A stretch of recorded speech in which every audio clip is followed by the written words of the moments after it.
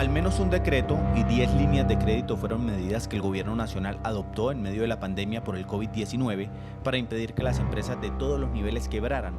Pero lo que han visto los empresarios es que siguen igual de asfixiados por la DIAN y que la intermediación de los bancos impidió el acceso a préstamos. Los micronegocios son evidencia de que ninguna de las intenciones del gobierno funcionó. La cifra de los que cerraron definitivamente se acerca a los 510.000.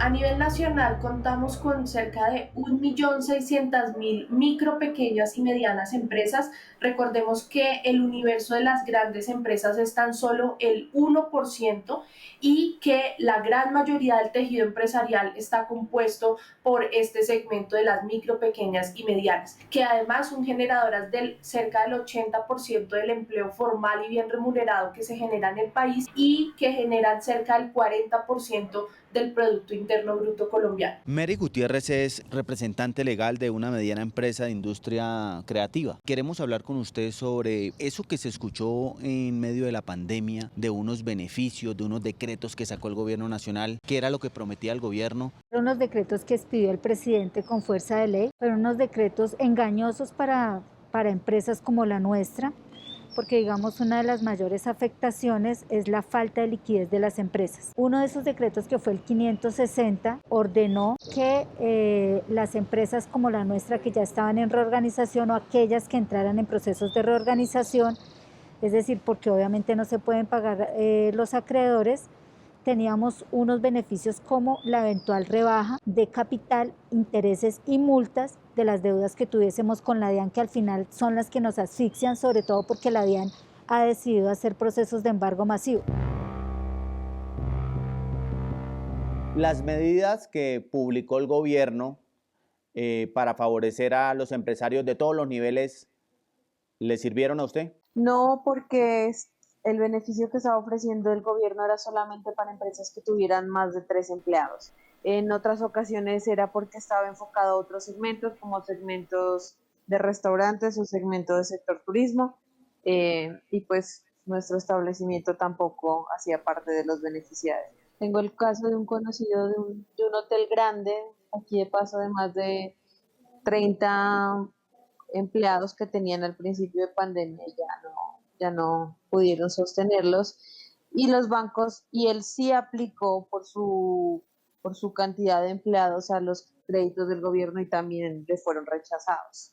Porque la DIAN se negó a conceder esos beneficios y hacer acuerdos de pago con nosotros. Entonces la mayoría de las empresas estamos embargadas. Eso tiene una connotación, y es que estando con estas dificultades, las empresas en reorganización per se no somos objeto de crédito por el sistema financiero. Los cupos de crédito que otorga el gobierno nacional lo hace a través de la banca.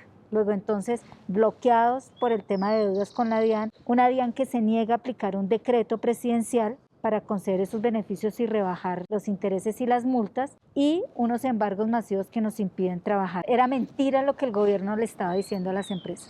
Somos distribuidores de una marca nacional. En este momento estamos vendiendo la empresa porque ya no aguantó más el negocio. Lastimosamente, debido a la pandemia y a la falta de beneficios y de soluciones para sostenernos, pues por así decirlo, aguantamos desde marzo del año pasado hasta ahorita, pero pues ya es imposible. Estos alivios parecieran no existir en muchos casos, puesto que muchas empresas han reportado que no cuentan con la posibilidad de acceder a este beneficio y que en muchos casos les han sido embargados todos sus pocos recursos, que entre otras han sido destinados prioritariamente a proteger el empleo.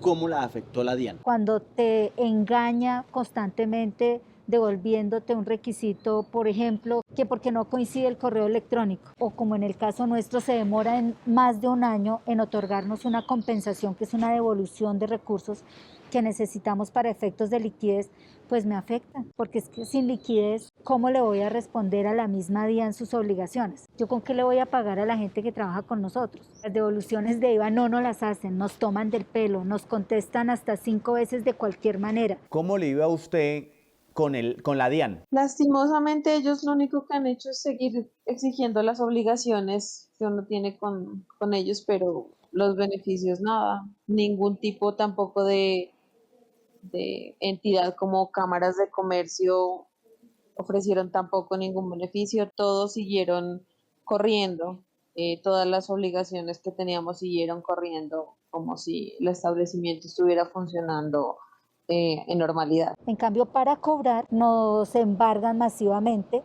Cuando yo me quiero desembargar, entonces no solamente debo probar que pagué, sino adicionalmente tengo que aguantarme toda la tramitomanía con 5, 6, 7 funcionarios. La DIAN, sin ponerse a estudiar el expediente concreto, ordena un embargo de 500 personas, pero además la DIAN es un fantasma.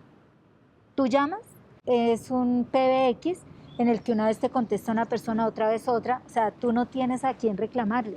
Es un alto nivel de tramitología. Una de las cosas que estamos diciendo desde antes de la pandemia es que en Colombia tenemos que hacer un esfuerzo por la simplificación normativa, porque los procesos sean más ágiles, digitales, donde no haya tanta burocracia en el intermedio de cada uno de los procesos, porque eso obstaculiza muchísimo el desarrollo empresarial.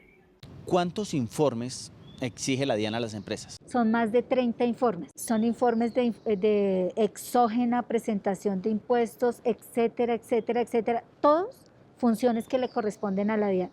Es decir, la DIAN como ente recaudador debería pagar el contador, el revisor fiscal y los auxiliares, que lo único que hacen es hacerle una tarea a ellos. Julie, ¿hace cuántos años usted es contadora? Soy contadora hace 2 años. ¿Y su jornada laboral a qué horas empieza? Mi jornada laboral comienza aproximadamente 8 de la mañana y termina 5:30, 6 de la tarde. De esa jornada laboral que usted tiene de lunes a viernes, ¿cuánto tiempo le dedica a hacer trámites o a tramitar información que va para la DIAN? Aproximadamente el 80%. Y si ocupa el 80% del tiempo en hacer esos informes, en recopilar esa información, el otro 20% de las jornadas laborales sí le alcanza para hacer las otras actividades que le corresponden como contadora para la empresa. No porque la DIAN no es la única que pide información, ¿sí? Lastimosamente en Colombia tenemos muchas entidades que controlan, entonces todas piden información porque entre ellas no existe esa comunicación de esta empresa ya reportó, pasémoslo a varios sectores. Entonces, el 20% nos queda para los otros informes. ¿La DIAN le hace tedioso el trabajo a los contadores? Sí. ¿Por qué? Porque primero tiene una plataforma que no es lo suficientemente amplia para soportar la cantidad de información y la cantidad de empresas o de contribuyentes que deben acceder a ella. Entonces, cuando por ejemplo estamos presentando la renta, si hay muchos contribuyentes que según su dígito les corresponde presentarla el mismo día, llega la hora en que la página se satura y se cae, ¿sí?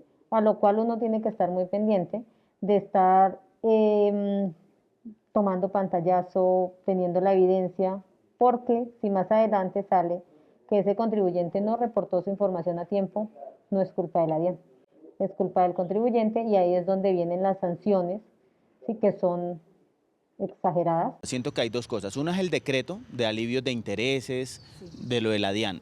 Y había otra, como una línea de crédito también para apoyar a los empresarios, que era a través de Bancoldex. ¿Ustedes lo lograron? Nosotros le hicimos solicitud a todos los bancos, a Bancoldex directamente, y resulta que las empresas en reorganización, ya cuando tú llegas al banco no somos objeto de crédito ni de reestructuración de crédito.